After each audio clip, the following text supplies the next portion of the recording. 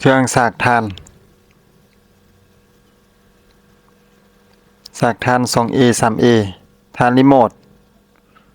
ก่อนหน้านี้ซื้อมาแล้วแต่ว่าสากถ่าน 1.5 โวลต์บ่ได้ก็เลยซื้อใหม่อีก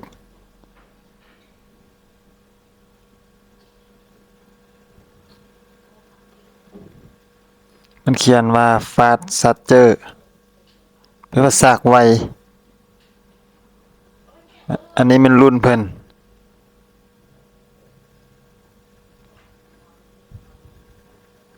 3A แม่น 1,800 วิลลิแอมป์อาว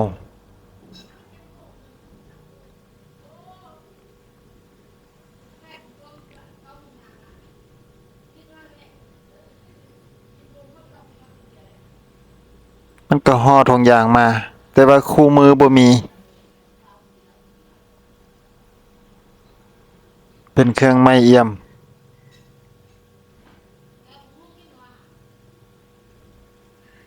เบิ่งมีแต่ภาษาจีน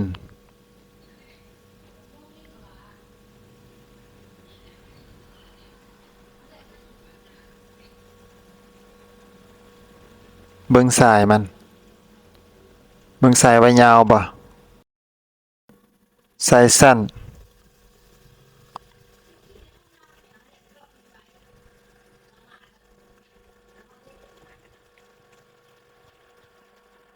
ก็มิเตอร์มาสิมาวัดไฟเบิ่งไฟที่มันออกสากว่าแต่ละปองมันมีไฟออกเท่าใด5 โวลต์ไฟออก5 โวลต์ตั้งขึ้นเมื่อกี้มันนอนเบิ่งบ่คักตั้งขึ้นแล้ววัดเบิ่งใหม่ได้5 โวลต์ปองนี้ก็5 โวลต์ปองนี้ก็5 โวลต์5 โวลต์คือกัน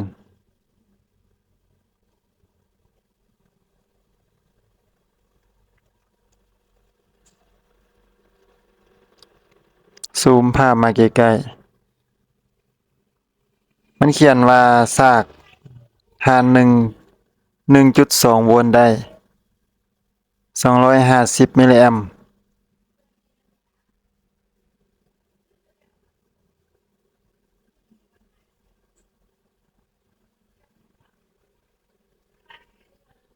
ก็สิสากถ่าน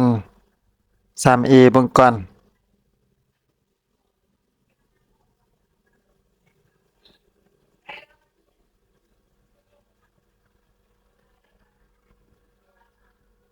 ใส่เข้าไปแล้วดอก LED ก็หงเป็นสีแดงหงแฮง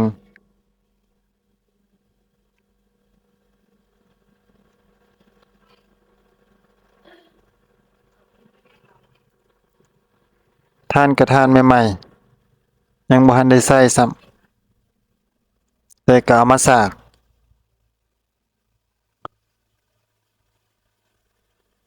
1.6 โวลต์ถ่านก็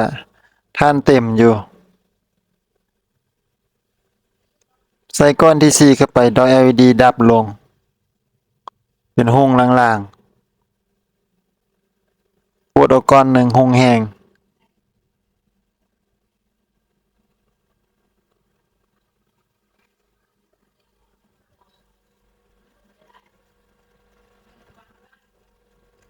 ใส่เข้าไป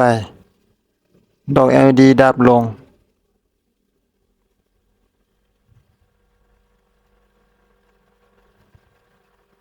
มีดอกหนึ่งหงบ่แฮง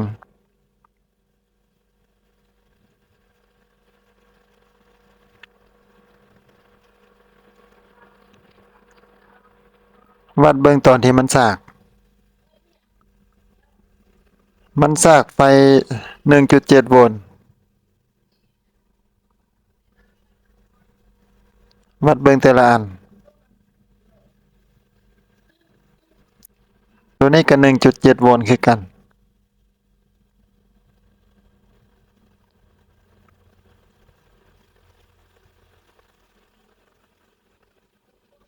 1.7 โวลต์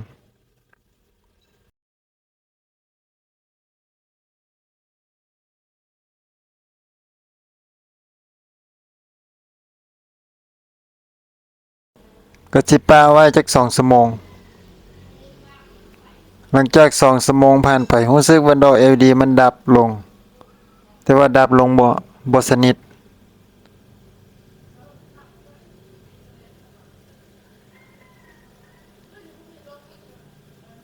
แกะออกอันหนึ่งดอก LED หุงขึ้นมาแต่หุงก็บ่แจ้งดีปานใด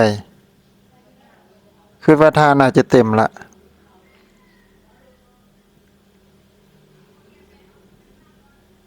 อุณหภูมิก็อุ่นๆร้อนๆ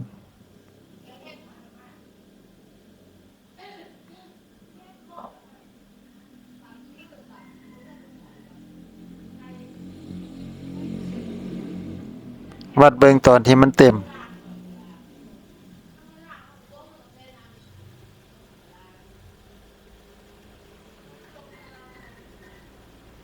ได้ 1.7 โวลต์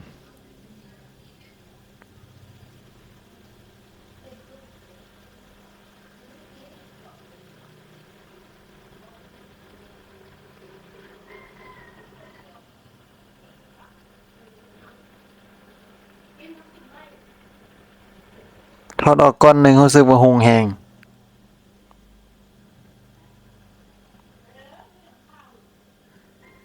สิซากก้อนใหญ่เบิ่งซากทาน 2A 1.6 โวลต์ตอนพันซาก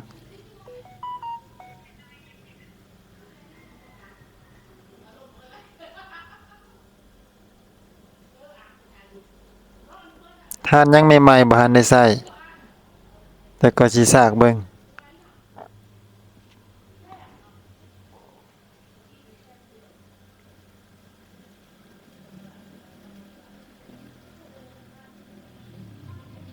ใส่เข้าไปแล้วดอก LED หุงค่อยๆ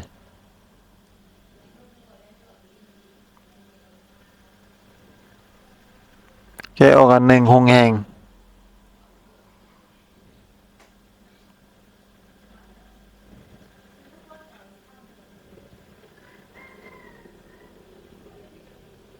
แล้วค่อยว่าสิใส่ซากไว้จัก2ชั่วโมงก่อนเบิ่งสิเป็นแนวใด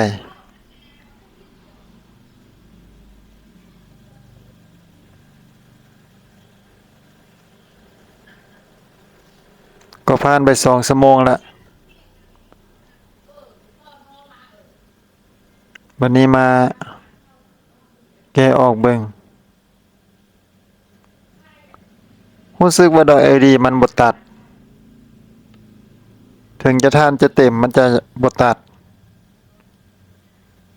ทานร้อนแต่บ่ร้อนแฮง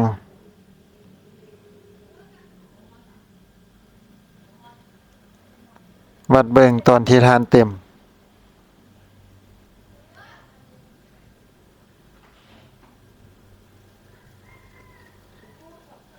1.8 โวลต์